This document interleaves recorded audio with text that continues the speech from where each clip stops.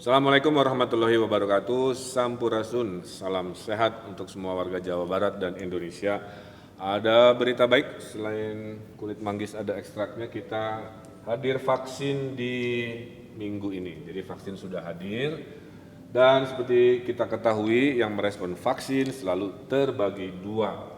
Ada yang merespon dengan rasional, berpikir ilmiah, berpikir yang baik. Ada juga yang merespon dengan emosional, merespon irasional, tidak percaya, tidak mau, dan sebagainya. Biasanya mereka yang tidak percaya, tidak mau karena tiga hal. Satu, bertanya bukan pada ahlinya, ada yang tanya ke musisi, ada yang nanya ke profesi arsitek, hal-hal yang sebenarnya bukan bidangnya. Ada juga yang terprovokasi di WA, di media sosial, dan juga ada yang kena korban hoax. Rata-rata pasti karena tiga ini. Nah, saya fokus ke orang-orang rasional yang bela negara, menyelamatkan negara agar pandemi cepat selesai. Mereka biasanya tetap bertanya, tapi bertanya kepada mereka yang menjadi referensi. Satu, bertanya ke ahli vaksin. Dokter juga banyak, tapi tidak semua dokter paham virologi atau vaksin. Tanyanya ke dokter yang ahli vaksin. Kedua, apakah aman untuk diedarkan? Bertanyanya ke BPOM. Ya. Ketiga, apakah halal? Karena ini juga prasyarat kita mayoritas muslim, maka bertanya ke ulama. Biasanya mereka di kelompok A yang rasional ini karena mendapatkan informasi dari tiga pihak ini.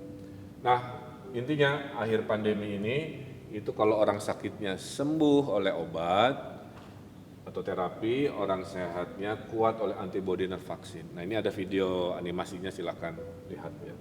Nah, di dalam video animasi ini kita bisa melihat bahwa antibodi akan muncul karena vaksin itu adalah mengambil satu bagian dari virus yang dimatikan, dilemahkan, disuntikan ke badan kita, seperti saya sebagai relawan, kemudian seluruh tubuh merespon benda asing yang masuk ke tubuh kita dengan menghasilkan antibodi. Nah, itulah yang diharapkan dari vaksin yang sekarang kita lihat di animasi. Nah, vaksin yang ke Indonesia terbagi dua. Ada vaksin Bio Farma Sinovac yang saya jadi relawan, ya, dan saya sudah disuntik 2 kali. Ada vaksin yang beli jadi yang minggu ini akan diedarkan. Ada merek Pfizer, ada merek AstraZeneca, dan merek Sinovac sendiri. Nah, Sinovac ini sudah dites di Turki, sudah dites di Brazil, dan bersama Bio Farma dites di Indonesia. Hasilnya kata WHO nih, ya, jika sudah di atas minimal 50% kemanjuran atau efikasi, itu sudah sangat baik ya, menyelamatkan pandemi seperti waktu cacar dulu juga hal yang sama. Ternyata alhamdulillah yang di Indonesia kemanjurannya efikasinya 65,3 yang saya, kemudian yang di Brazil itu 78%, bahkan di Turki bisa sampai 91%. Nah, inilah yang dibeli oleh pemerintah pusat di tahap 1 yang dilaksanakan di Januari bulan ini. Nanti yang merek lain atau yang Bio Farma itu bisa tahap 2 atau tahap 3. Dan berita baiknya khusus yang di Indonesia, ternyata sekian waktu setelah disuntikan antibodi munculnya berlimpah, panen 99% antibodi. Ini keterangan dari Profesor Kusnandi sebagai tim ahli vaksin di Bio Farma, alhamdulillah. Kemudian, nah sekarang besok lusa vaksin tahap 1 itu kan pertanyaannya hanya 2, mana fatwa dari BPOM bahwa itu oke secara klinis. Sudah keluar tanggal 11 kemarin, emergency use authorization, ya, sudah keluar, berarti siap diedarkan, boleh disuntikan. Kedua, sudah ada fatwa dari MUI juga 11 Januari yang menyatakan halal. Mereka-mereka yang masih ribut urusan halal sudah dari MUI, ya. Nah, siapakah di tahap 1?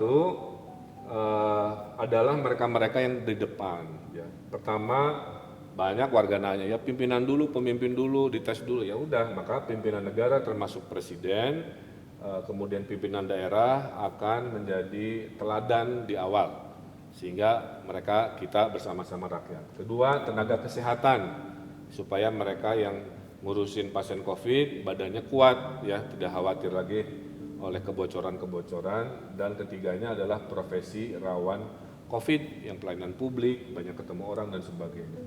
Yang terpenting, vaksin itu hak atau kewajiban? Boleh milih enggak? Jawabannya dalam situasi pandemi itu adalah kewajiban.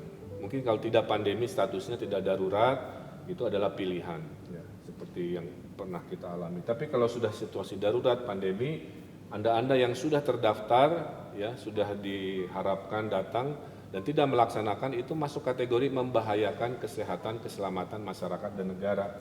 Ada dua undang-undang, ya, Undang-Undang 4 Wabah tahun 1984 dan Undang-Undang Kekarantinaan Kesehatan.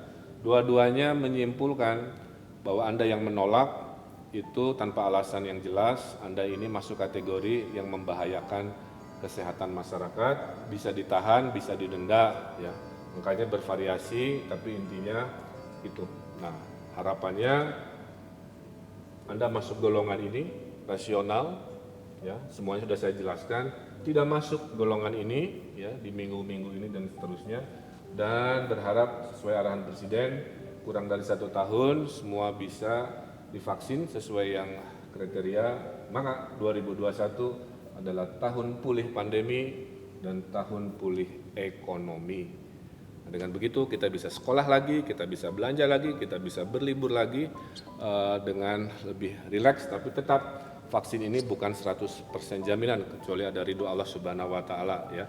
Tetap 3M, menjaga jarak, memakai masker, mencuci tangan sebagai budaya baru adaptasi sampai betul-betul terbukti nanti kasus vaksin turun. Itu sedikit penjelasan tentang kenapa, siapa, bagaimana vaksinasi COVID-19 di Jawa Barat dan di seluruh Indonesia. Semoga memberikan penjelasan yang memberikan jawaban. Hatur nuhun, tetap semangat, jaga kesehatan, jaga diri, jaga keluarga, dan jaga negara kita. Assalamualaikum warahmatullahi wabarakatuh.